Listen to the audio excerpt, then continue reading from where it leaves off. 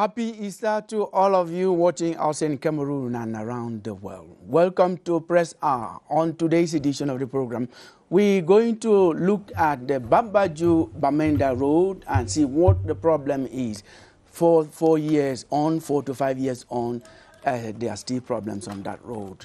And it is a very important road that leads the northwest to the west and, of course, to the center, to the littoral and other regions. Very important road, still has problems. We are also going to look at our parliament. Our parliament is a bicameral parliament now since 2013. We want to see what the nature, that bicameral nature has added to the Cameroonian parliament. Of course, we are mourning the kind of celebration in mourning. We have lost one of us, a world figure, religious leader, Christian Cardinal, to me. We're going to look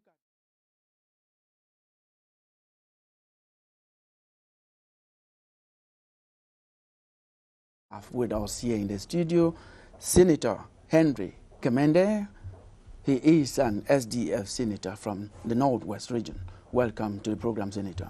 Thank you very much. We are honored by your presence.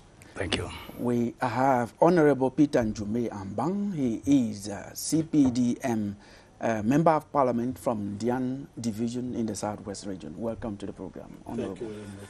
It's my pleasure. Yeah, pleasure is shared, Honorable. Next to you, we have Emmanuel Tenno Tumanjong. He is a reporter for the Wall Street Journal and also for Dow Jones, or, you know, from the names, based in the United States of America. Welcome to the program. Thank you, Gideon. Yes, and thank you very much. Another Emmanuel to the extreme right is Emmanuel who is a journalist. Welcome to the program. Thank you, Killian. Thank you for inviting me on Press Hour. Yes, the whole production team takes credit for inviting all of you to our program today, and we're going to set it rolling as usual with our weekend review in our slot, press review by Our Lady on that beat, Emanuela Bembe. Manuela, what did the papers say this week?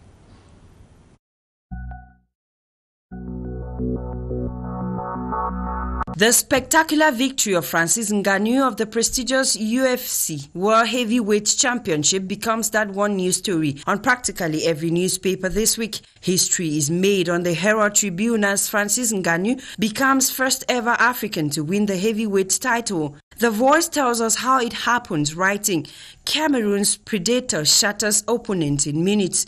To the Guardian Post, Cameroonian Ngannou knocks out American, wins multi-million prize. The Chronicle Times looks at his early beginnings from a sand digger to world heavyweight champion, it writes, while the Post celebrates Francis Ngannou's first heavyweight win in historic performance, a performance which saw Ngannou getting type 6 pounds of flesh on the horizon. The Advocate simply presents him as King Francis Ngannou from sun to summit. Ngannou is undisputed UFC champion of the world on the Star. Cameroon Insider attests that Cameroon's Ngannou is world champion. Before the media closes this chapter with Bia's congratulations to Francis Ngannou. The coronavirus pandemic keeps making victims in Cameroon. The World Health Organization warns that COVID-19 cases may disrupt Cameroon's healthcare system on the Guardian Post, as the public health minister calls on individual effort to combat rising COVID-19 cases on the horizon. A call heeded by Wabane Council as it intensifies campaign against COVID-19 on the Post newspaper, especially as the Limbe Hospital director says Limbe COVID-19 statistics are devastating on the same paper. Then Atanganji threatens pastors with arrest, shutdown of churches for ignoring COVID-19 prevention measures on the Herald Tribune, just when government found wanting in the management of IMF COVID-19 loan on the Guardian Post. As the March session of Parliament unfolded, Cameroon Insider reports on the National Assembly that okays all bills as the Senate takes over. Then Prime Minister is stunned by MP from home constituency on alleged corruption in book commission on the horizon. To the media, and MPs take Dion Gute, Minrex to task over control of government action. Then PM addresses MPs' concerns on textbooks, forest on Cameroon Insider. before Felix Mbayu tells MPs why Minrek stays mute when attacked from abroad. The French MP confirms killing of civilians in Bongé by the army on the horizon. Then Mayor debunks separatist manipulation claim of massacre in Bongé on the Chronicle Times. Villagers refute allegations of massacre in Bongé on Cameroon Insider, but army spokesperson calls it a hoax on the horizon. At the time, an overzealous Anglophone duo orders arrest of civilians in Kambe as suspected Amber fighters set school on fire on the Guardian Post. An improvised explosive device then killed 6-year-old in Kumba on the Post, when another Amber commander, Amoka of Fue Bakundu, surrenders on the same paper. Devastating fire then razes dilapidated houses in Great Sopoboya on the Advocate and renders dozens homeless on the Post. Central African Republic President hails Biya Savi on municipal updates as Biya and Touadera for strong ties on Cameroon Insider, happening when hard times await absentee lazy civil servants on the Sun. Then Konak sharpens tools to investigate into the land-grabbing saga in Boya as the Bilingualism Commission launches war against hate speech and xenophobia. Secondary Education Minister goes on an offensive against immorality in disciplines in schools while shifting resumption date to April 12. Let's now end our press review with this story on the Guardian Post, where a man was attacked in broad daylight in front of a supermarket in Douala by bandits and vamoosed with 500 million CFA francs. The unidentified man was said to have been driving with the money in his car when he was attacked by the bandits. After resisting to hand over the suitcase for some time, the gunmen reportedly shot him on the leg before taking off with the 5 million CFA francs. He was later taken to the hospital for treatment. Until I come your way again, this is your hour with the press. Thank you, Emanuela. As usual, we look forward to seeing you next week, next Sunday, same time, on Press Hour, God willing. You listen to Emanuela in the introduction of this program. We talked about the passing on to glory of His Eminence, Emeritus Christian Cardinal Tumi, who passed on this week, Easter weekend, if I should be more precise. The time Jesus died, he decides to die, and you know it is said across the world that his integrity as a religious leader is unquestionable. Honorable Peter. Yes, thank you very much. It is with mixed feeling, actually. Today is Easter, the day we celebrate the resurrection of our Lord and Savior Jesus Christ, a day of hope for all Christians.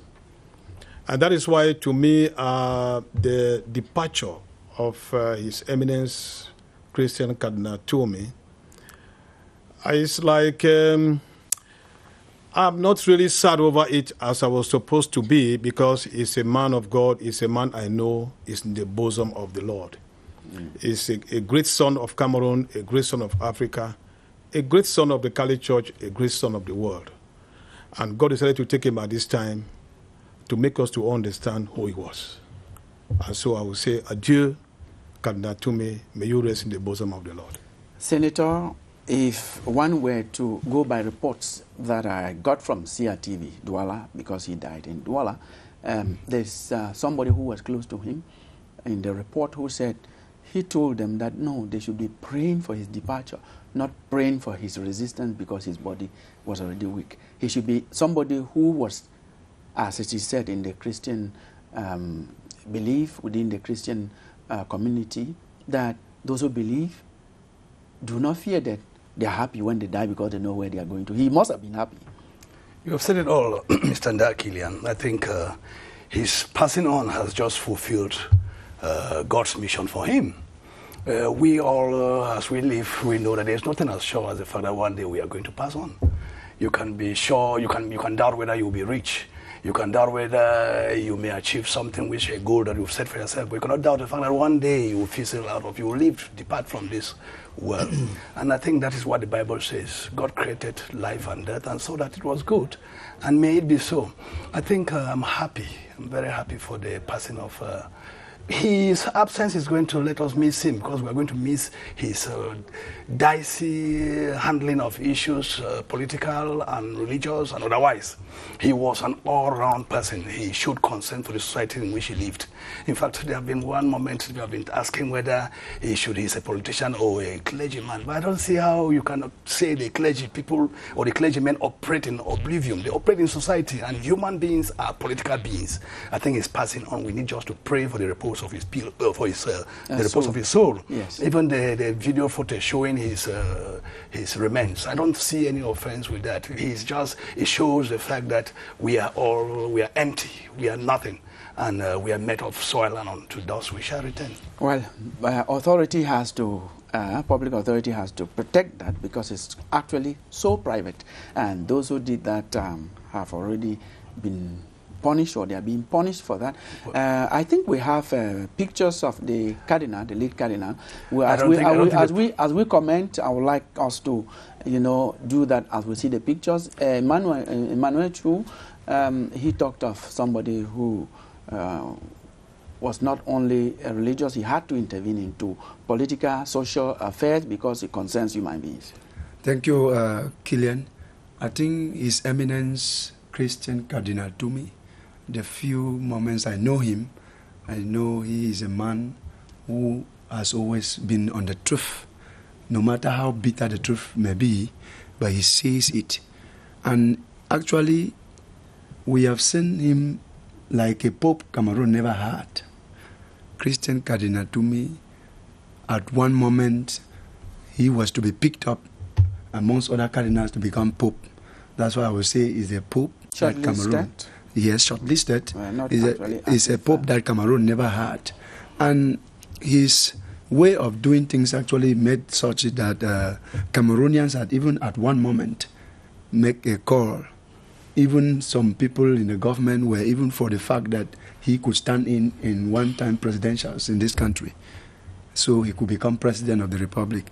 But when he came out, he said, even though as a religious leader, he still retains his citizenship as a Cameroonian to stand in for those elections, but he refused to stand in for the elections. And chose to follow the path. He, from our analysis, was born and has died following the religious path.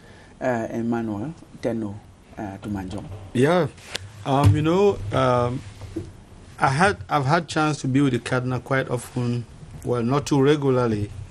When the cardinal was made cardinal from being an archbishop, I was in Bishop Rogan College as a student in the high school preparing. I was supposed to go to the major seminary. I didn't go finally. Today I'm a journalist. And we had a chance where the cardinal came to our school. I had drawn, naturally I'm an artist, so I had drawn a newly built chapel in Bishop Rogan, and the cardinal came there to bless us and to bless the chapel. I won't forget, it was a very unique opportunity for me where he called me out because he appreciated my drawing and blessed me, blessed the chapel and blessed the drawing and so on. I've had chance as a journalist working at the time for Associated Press. I interviewed the cardinal on several issues on Cameroon, him running for elections, or maybe what does he appreciate the society to be. The point is the cardinal is so full of too many virtues as a person in the world. In Cameroon, in fact, Cameroon is very lucky to have a person like the cardinal, and whoever will not learn from a person like the cardinal means he will hardly learn, because the cardinal was open, he was never biased. The cardinal, he advised us several times to live as though we could die the next moment, so that we'll go to heaven. He was an example of who Christ created us to be. So for me, when I look at when the cardinal died, like Honorable Juma said, when I got it, it was just exactly what I had in mind, because I don't think the cardinal was, if he leaves, he's just going through the transition. He's not actually going, he's not dying, and because like Honorable Keneme said, sorry. when you leave, you have to die. And dying is not actually a bad state, although we miss the person physically. But the point is that we are going through a transition. Dying is transition. So for me, the cardinal has gone through a transition. Well, the point is, for some of us who must go through that transition, the point is accepting the transition. That is, if you live like the Cardinal advised, yes, you will go through this transition without being worried or stressed. Yes. We are asking whether our director has some pictures of the Cardinal so that we can see at the time that we talk about his humble nature, Honorable, as a humble person. Yes, I will just want to say this. You know, the Cardinal had a call to be a servant of God, and he heeded to that call. And he has been so faithful to that call. He has followed the voice of the Holy Spirit throughout his life. There are so many testimonies. And so his passing on to me is simply said, the Cardinal is not dead, he is alive. Okay. Thank you very much. I think we've said someone who served the Lord directly for about 55 years of his 91 years on earth. We can only pray that his soul rest in peace with the Lord. Amen. Mm-hmm. Now we're going to move on to our first topic. It's the BABADJOU, BAMENDA Road. What is the problem with this? We have known several times that this road, there was one time from BABADJOU to BAMENDA, it's less than 50 kilometers, but people took 4 hours. Some did not even just take 4 hours. They spent almost the whole night transiting from BAMENDA to BABADJOU.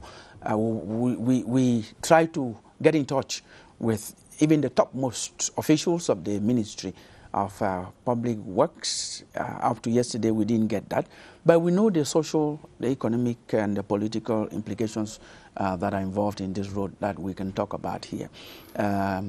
Senator, how did you come for this session? Did you find it a smooth ride this time? I passed through the BABADJOU road, obviously. But I'm lucky that I passed before the complete cutoff. Because you can imagine if I had to travel on the day that we left that cutoff between BABADJOU and the rest of BAMENDA and the Northwest region, I think I would have been caught there and maybe I would have missed the opening session of the parliament. Thank God I traveled through Douala and maybe within the period that we had not suffered that calamity. Mr. Killian, it has been a very, I think this is more than the stations of the cross that the Northwestern has gone through as far as that road is concerned. You cannot talk about that road and forget about the promise, the age-old promise of about 40 years today of supervising the ring road that the head of state actually promised, supervising personally the ring road. But the unfortunate thing about this BABADJOU BAMENDA road is that it is passing. It is not passing. It is not. You cannot be sure about passing on it on daily basis because it can happen on a funny day that the rain falls and it will be plucked off. You will be plucked off from one part of the country, like it happened of recent. I will just analyze this problem about this road, Mr. Nda, in economic and political terms. Mm-hmm. Economically, we need just to ask ourselves, before we supply any goods or services, we ask whether is it necessary? Is it a necessity or is goods of ostentation? In this particular case of BABADJOU road or Northwest and Western region being linked up by a good road network, it is a matter of necessity. Because BAMENDA and Bafoussam, or BAMENDA and Buda, they are very important towns. They are divisional headquarters and they are regional headquarters, which must normally be linked up. And it actually brings in the factor of our national unity that we claim we make it a slogan, but we don't put it in practice. That road is a necessity. It's not a good of ostentation. The people don't need it as a matter of luxury. Yes. It is necessary. Yeah. And then next, when you after determining the status of that, you go now to the next to consider it. Does it really fall topmost on our scale of preference? The answer to is in the affirmative. It's supposed to fall on the highest point on our scale of preference. Then the next question is, why has it not been executed for the number of years? Now let us begin with what is the problem. It is you come from there and you actually should know. We're going to... Mr. Ndakile, you have said something here about the difficulties of getting to somebody who could answer that question properly in the most appropriate manner in the Ministry of Works. But I can answer it politically. What I can simply say about that BABADJOU BAMENDA route is a lack of political will. It's just a lack of political will. Because I know how this government operates. If the head of state were to decide today to visit BAMENDA by route, that route will be constructed within the next 1 month and perfectly done. If you're not careful, they may put in place a 2-lane route from Bafoussam to BAMENDA just to be able to make sure the head of state cruises on a good route to BAMENDA. No. So that is the question. That's why we say it is a lack of political will. No. It's not a lack of resources. The resources are there. The scale of preference and the lack of political will. Now, barrister, well, you are a barrister. No, I'm a barrister. Yes, professionally, yes. You are also a senator. That's right. In Parliament. Yeah. It's no mistake. You're talking about lack of political will when we know that government hired contractors from this on this road from 2016. They had already started work 2017 effectively until the crisis in the Northwest and Southwest came. Are you still blaming government on the crisis? Mr. Ndakilian, this road was... that's one of the issues that is given as a reason for that road not to be owned. Let me remind our listeners and our humble panelists that that road project was Bafoussam Bamenda rehabilitation of that. It was a rehabilitation of the road Bamenda Bafoussam. And it was going on smoothly. I can remember we saw which was that company, working on it and progressing gradually until after Bunda, it passed to BABADJOU. They destroyed even the portion that could be manageable. And I can remember we even the chairman of my party, my political party, visited people, stranded passengers on that stretch of the road. That was passable until when they came and docked and abandoned. Suddenly we saw the contract abandoned.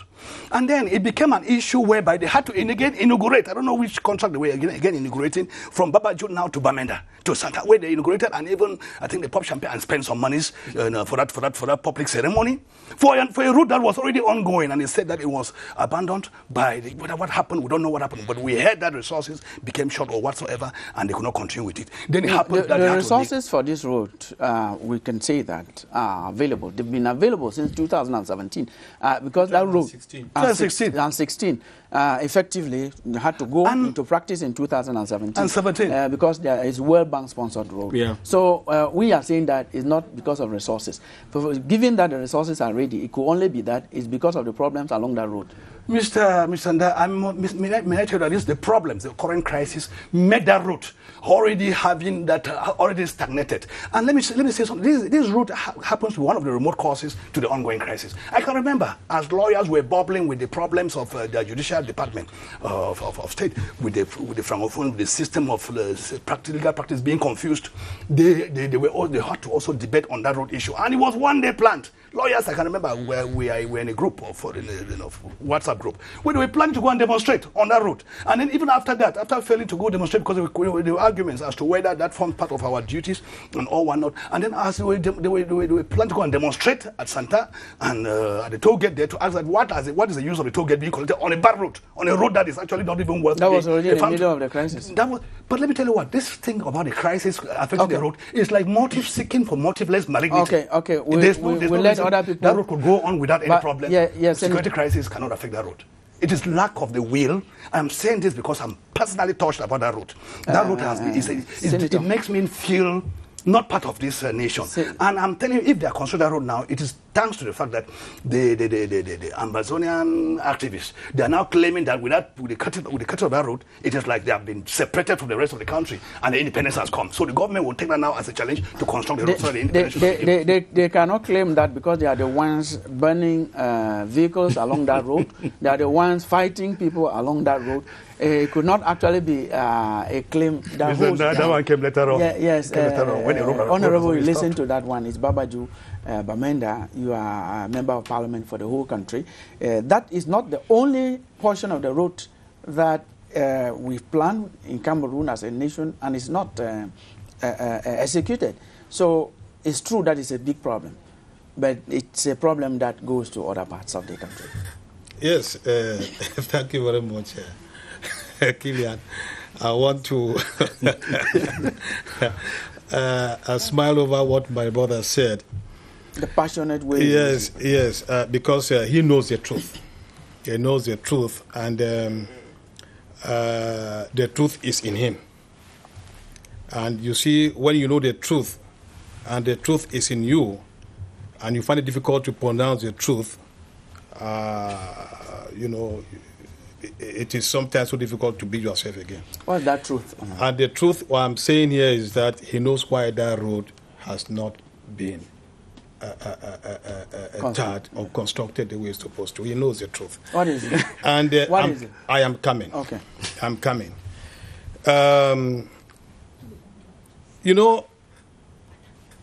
We have to be honest to ourselves. Sincerity and truth are the only things that we have to tell the people of Cameroon. That we have to tell our own people down there. Look, let me tell you something. You permit me, please. When this crisis started, and when I saw that the crisis went to a point where they said school children should not go to school, I called the population in my area, Ekondo Titi. There were approximately 2,000 people, the chiefs and everybody, and I gave them food and drinks. But I told them one thing. This is what I told them. That not until we start accepting the truth and living the truth, then will God stop this crisis. But if we refuse to accept the truth, this crisis will take us a long time. And that truth is? And that truth is that we are the ones responsible for roads and development not to come to our area. There is no revolution that is against his own self, that is against his own very people. Senator knows it. You have said it.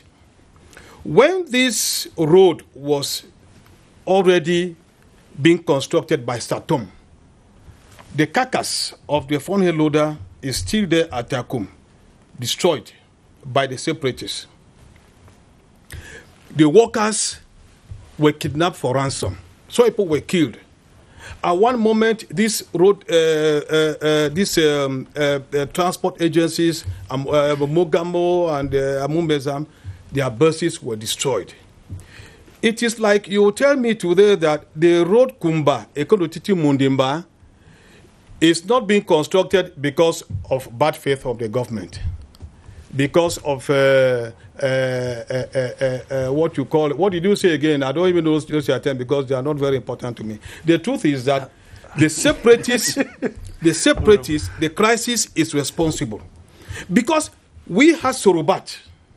They came with, in fact, those equipments were the very first place that they brought them. Kumbaikolo Titi Road. They were walking. And what happened? The engineer was killed, some were kidnapped, and so on and so forth. Now, tell me if today, what has happened today, the government now says, okay, fine. If you don't want Satom, maybe because it's a French company, they have brought local companies. And thank God the work has started from the BAMENDA end. Please, let us be honest to ourselves. Let us see the truth and speak the truth. Now, the company has just been changed. We had a similar, because we should learn from experience, from history. We had a similar thing in the Far North region. Mm. The Mora Dabanga Kusere Road. The Chinese who are fit, who are qualified, who are tarring most of our roads today.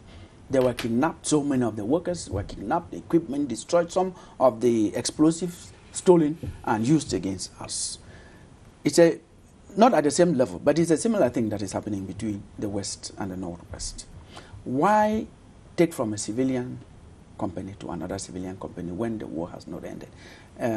Because in the Far North, as I say, it was given to this military engineering company. Yes, company. I think... Okay, he's giving the floor to him. Okay, you're giving to a man, but I would like to step in, because those very analysis you are giving there, I want to actually say that Honorable Njume Peter talks of let's be sincere, but I want to talk about let's be honest.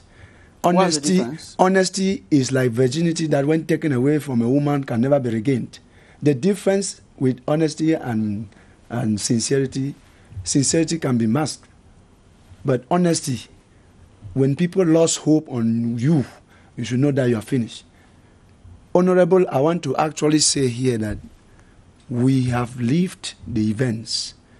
This road was launched on the 17th of May, like Honorable Barrister Kemende. Senator Kemende.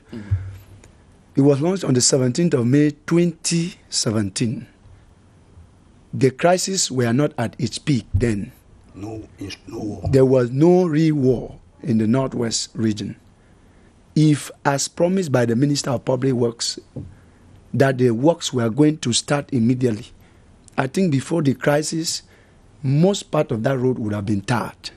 Now, let me take this. Let me take you on that. Yes. When they started, what they did, road does not, without defending anyone, the road was so bad, and they started by scraping. Exactly. I think that's what I wanted to say. And it took people, because the road does not end at the entrance to BAMENDA. It goes right into the town, and they did that. Okay, Kylian, because that was what started. I remember very, very well. First of all, they wanted first of all to see how they could clear that upper part, because there were a lot of potholes. Okay, Kylian, and that they did. There is a question. And they were to start again to see how they can now start working. Okay, let's say the crisis. We're just using the word sincerity and honesty. Yes, we are saying that honesty here is not followed, because it's like we are doing something we don't want to do. No, the honesty I mean here is that we, the Northwest and Southwesterners, excuse me, we are the ones to tell those who are stopping development to stop it and let them give us a chance. Now the government has a heavy project. Excuse me, now the government has a heavy reconstruction package. The question is, are you sure that if they want to carry a reconstruction project in your area, I know, they'll be looking at me. Your place I know so well. Which is my place? Okay, before you took the floor, Honorable. I know you are proud of it. Yes, of course. It's my place. I love the place so much. Are you sure such a heavy project can be carried out? Let me reply, Honorable Njume.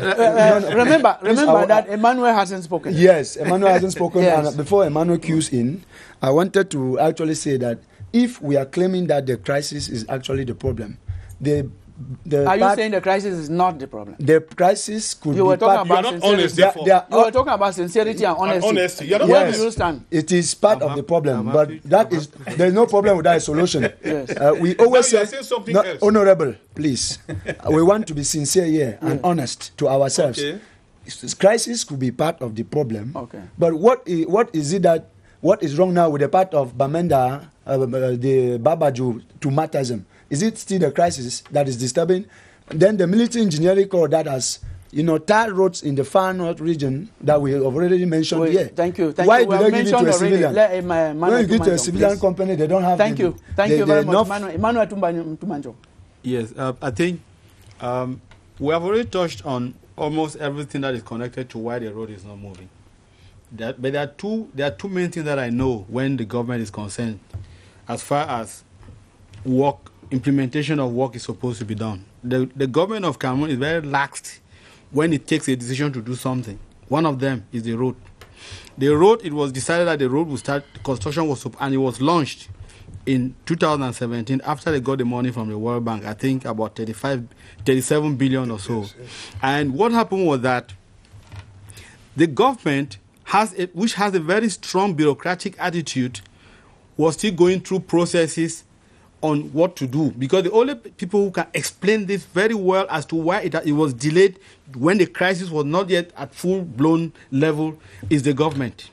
Because today, when I look at it, the non-construction of the road or the stalling of the road now is because of the fact that the government has been very lax and that the crisis has rendered the environment, unusable. Why don't we think that the government is taking time to do? The government is not taking time. The government is not taking time. We should take 40 years to construct the BAMENDA road. Then we say even on several other topics from the World Bank.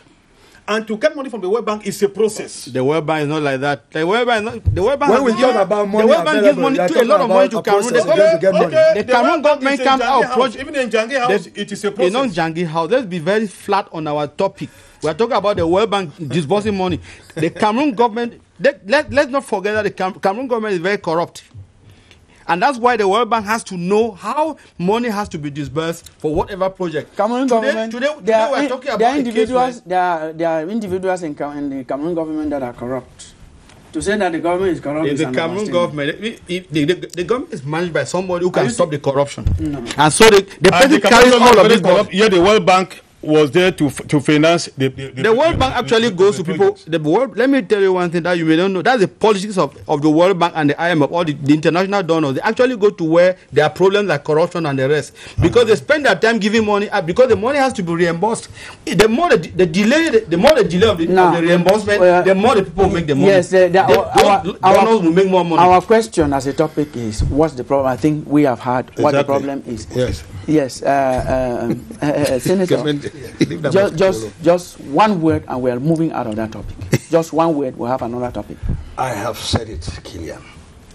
Let the head of state embark on a journey, en route, from Bafoussam to Bamenda.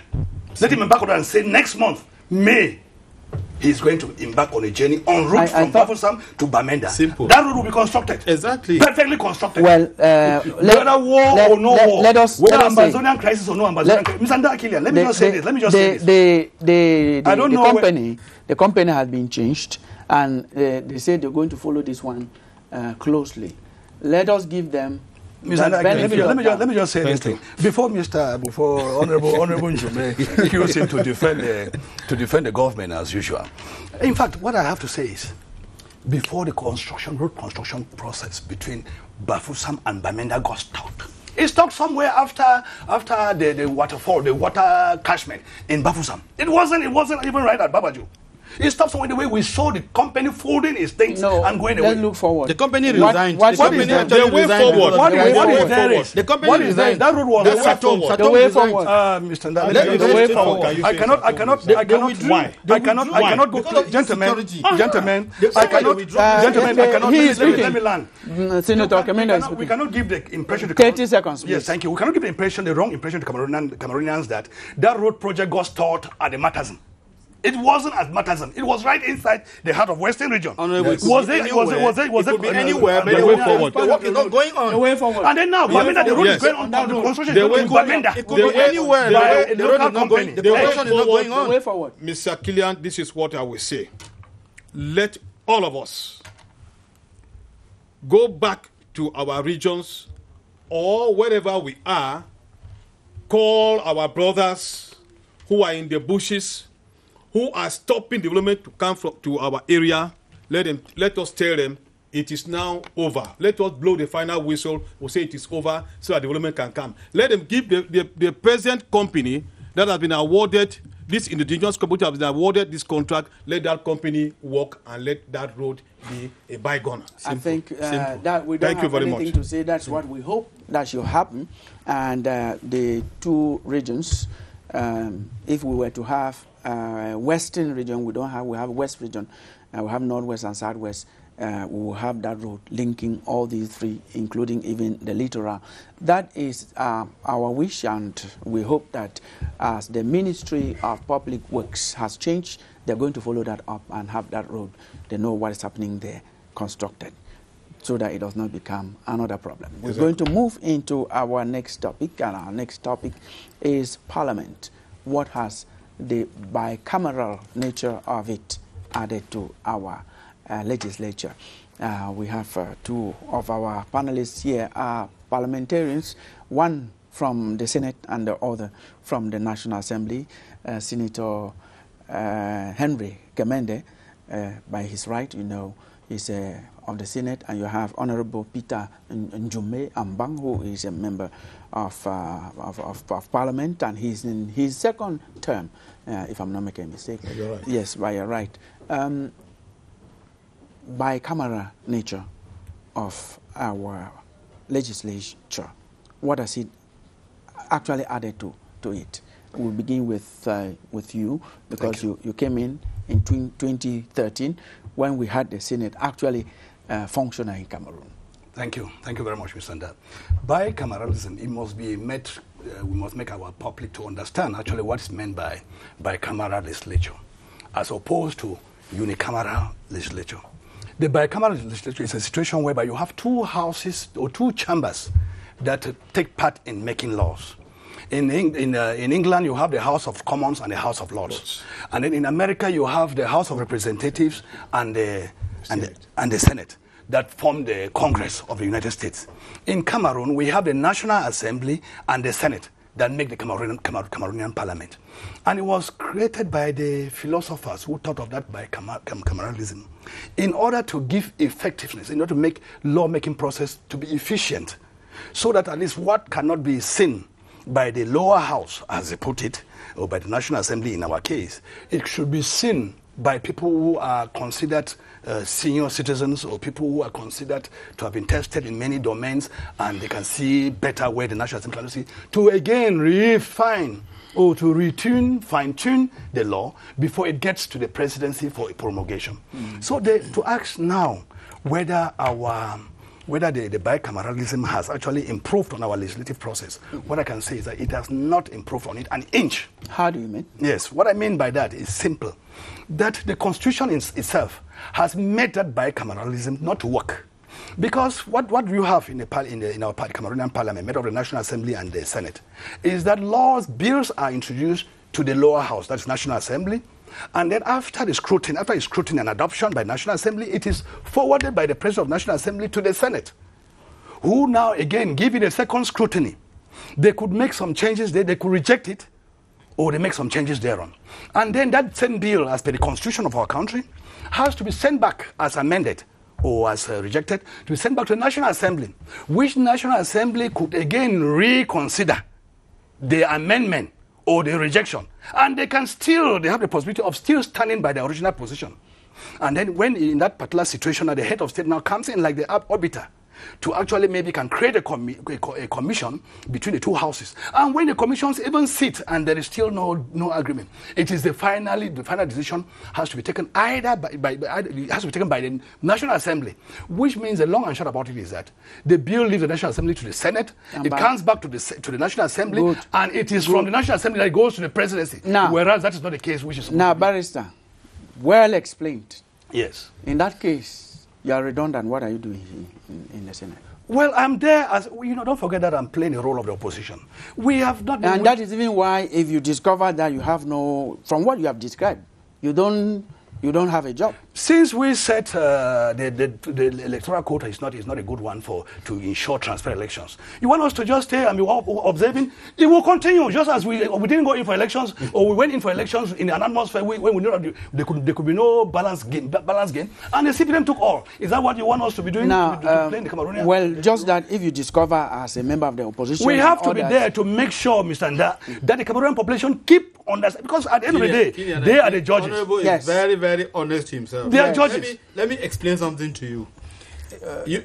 I don't know why. Go ahead. Can I go ahead? Go ahead. See, look, we need to understand why the Senate came to exist in Cameroon. The notion of the Senate started around 1995 when Cameroon wanted to enter into the Commonwealth. And the Commonwealth blamed Cameroon for being very, that power was too concentrated on the presidency. So it happened that the Cameroon government promised that it will open up and shed out part of the powers, and that's how they had to revise the Constitution of 1972 to get to in 1996. December 1996, and during that, in fact, that's a key revision of the Constitution. That what we live today is that revision. What happened was that in that revision, a key point in the revision was decentralization. Most of what we are living today is what was being decided during that revision of the Constitution, where you had decentralization of, first, the Parliament, and for instance, divided the Parliament from just being a parliament. Yes, you are correct, because the Senate, according to the clause that talks about them in the Constitution, says shall represent regional and local authorities. Fine. There you are correct. They came in as part of I want to touch on what the Honorable talked about what the Senate has brought nothing to Cameroon. It's a fact. It's a fact because it's a fact. No, because look, you know why I brought this. The Senate shall represent regional and local authorities. Yes. We know that regional authorities have just been put in place, which means that it gives them a job. The question I need to ask. No, you miss it because I want to tell you something. And that's what I wanted to explain to you. It makes you actually... That's why I want to react to that. Let me actually react to that. Honorable, just a minute. Please, Killian. Let me explain this to you again. Because what happened was that, look at the second... Although it was supposed to shed powers, it has actually emboldened the president of the country to have more powers. That's the Senate. No, I'm explaining that to you. No, but let me explain it to you. Let me explain it to you. Let me explain it to you. It is very simple, and that is why they don't have a job. That is why they don't actually have work, because the work that they are supposed to be done was supposedly already done at the assembly. The issue about this, in fact, what I forgot to mention, just a minute, please. What I forgot to mention in the revision of that constitution in 1996 was first decentralization, and secondly the political transition in Cameroon at the helm of Cameroon, which is very key in why the Senate exists. The Senate exists because the power in the hands of the National Assembly, the head of the president of the National Assembly, to stand as a transitional personality. In that case, has been shifted to the Senate. Which means it has added something. Good. But we are going against what you said. Go for that before. That is even one big point to say that. Go for before. The bicameral nature of our legislation has added something. That is a Latin position, because they actually don't do any work. That is a Latin position. It doesn't function. It's not functioning. Please, Honorable Peter and Jume has spoken. Okay. Thank you very much. Honorable Commander. Yes, please. I sometimes see you become so tired because of the work you have over there. Answer for your work. I have said it repeatedly that if I let the head of state, I will scrap the Senate the next day. No, I've said it, and I still stand by that. Killian. Let me just say something. Do you know that the President of the Senate comes from your group, and from my group? No, your group means as Senate, and that any member of the Senate can become president. To be very frank, that's a fact. You were there. Any member of the Senate, because when you look at the conditions, could become the president of the Republic. That has to come by. No. Transitional president. Transitional president. It's a president now. Honorable Peter. A transitional president who cannot take part in the election. Let me just say, Honorable Commander, let me just say something. No, we are talking about the law that you know so well. Transitional president. The first thing I want to say here is that the coming in place of the Senate is a constitutional provision, as you rightly said. Exactly. And I want to take us a little bit back, just one second. The pressure that the head of state had to put in place the Senate came from the opposition. It came from the opposition. Not the way it is. And they used it. No, it's not a matter of where. Not the way it has been crafted in the constitution. Excuse me. We are not introducing the Excuse me. Why do we not go to other countries and emulate people cannot create? In fact. Honorable Peter is speaking. We could have gone to America. Honorable Peter is speaking. When this pressure came, they used it to discredit the head of state, and they used it to discredit the CPDM party. Oh. And what happened? The head of state remained calm, because he knew when he was going to come up with it. But when the pressure came, and the means were available, he put in place the Senate. I can remember how the SDF and the opposition applauded that at last. Now, today they come again. Thank you. What has Jesus Christ asked what I was given vinegar. What has that bicameral nature of our legislature added to exactly? What it has added is, I believe that the person could have really made us to understand the truth is my brother. Let me make you give but he came first of all to say. But now let me just say something. He started by saying here that the two houses, he mentioned there that if something is not well done here, it could be done better the other way. And that is a position they have. And we call them the elders or the senior people. You can mark an X to it again down there. And the other part of it is what you rightly said here. Today what has happened? the head of state has been going gradually, but very surely. Now he has put in place the regional councillors and the regional house. Yes. That is their work. Are you running away from your work, Oga? Constitutionally, what do I represent? How do I represent them? No, you people. We are a parliament whose duty is to make laws and to control government. Yes. Tell me where it is to represent. No, we represent. How do we represent them in the lawmaking process? Okay, fine. Good. Is there any special law that comes to parliament for the Senate alone to over the council? Not a special law. Not a special law. Yes. If you are representing the local by entities, doing what? How do we represent? How were you elected? You were elected by who? Yes, but then to do what? You were elected by them. That is why the loophole stands. I want you to tell me constitutionally what I do in representing. No, why do you allow them to elect you? No, it's a system of election. It means you represent them. We represent them in what? In doing what? In the lawmaking process. No. Please. We have not made any law. After this session, you can't let me teach you. We have not made any law. After this session, you can't let me teach you how to represent. Senator, I want to constitutionally know how we represent them constitutionally. After this, I don't want to laws and control government just like the National Assembly. You can't. Let me tell you. No, not teaching. Let me take you on your word, please. Honorable, please. Let me take you on your word. Yes, I want to know.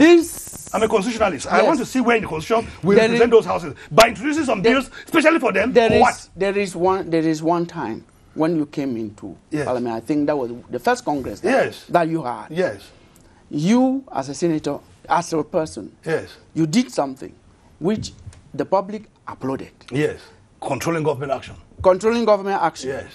You actually showed that the incompatibilities of some of the members, which is normal, and as being pointed said, resign, you resign. And the head of state followed me.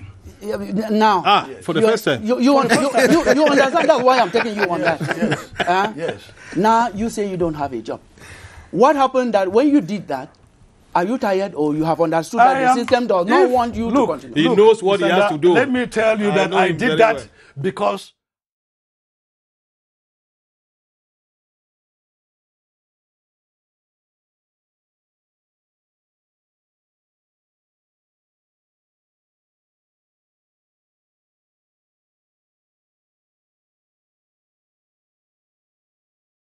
Parliament. Okay, it's very important to note that if the Senate is there only to vote laws, and they were elected by the regional council, not only to vote laws.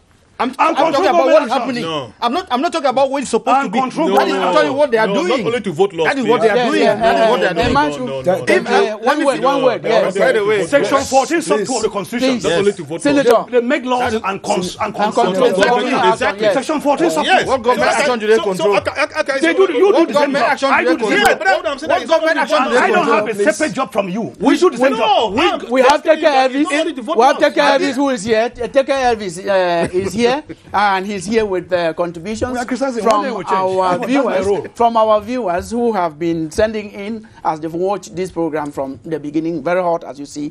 What have our viewers been saying about this program? Elvis, welcome to the program. Thank you, Killian. Let's go straight away with Benny Stephen, who says, I'm thinking our government has intentionally refused to start the BAMENDA BABADJOU road because the project has started and has not been completed. Metabume Motabeme Opesa Mujika says, to my opinion, it is true that government neglected the BAMENDA BABADJOU road, like Konotiti Road in Aqua in Jan Division years ago, but it's also true that the insecurity is the main reason where the roads have been abandoned. We go to Tachi Roland, who says, hello to the entire crew. The BAMENDA BABADJOU road is lack of will of stakeholders involved, bias, and lack of control and supervision.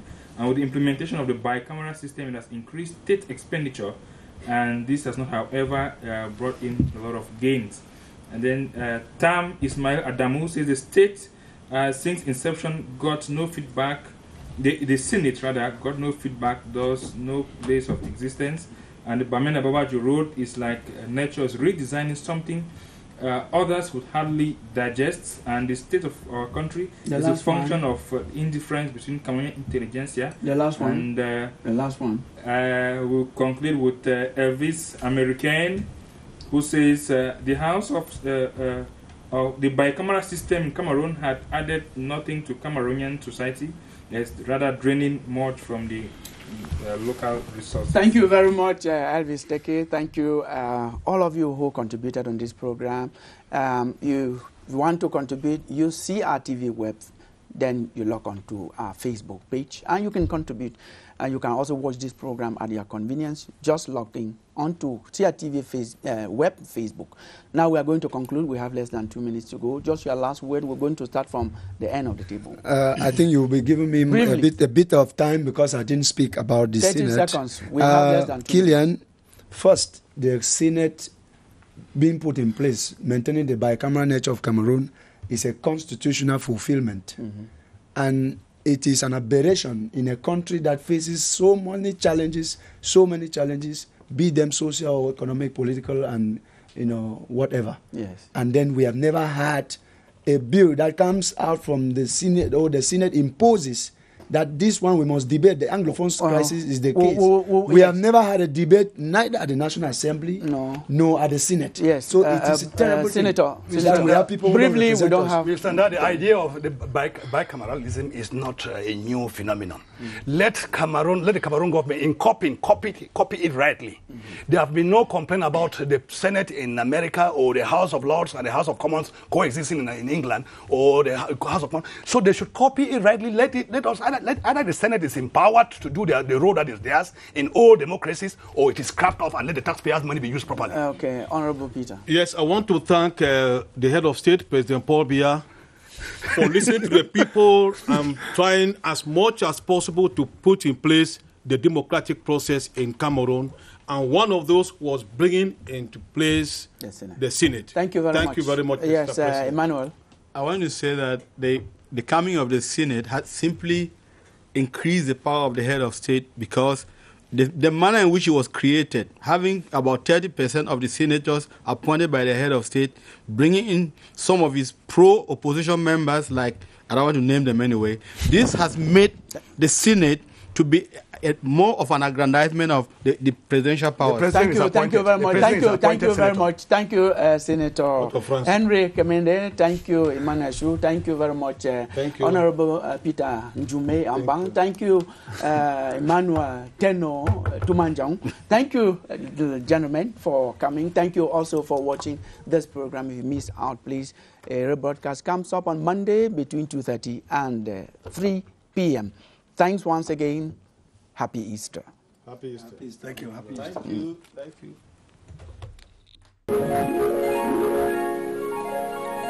CRTV News, ici, toute l'info.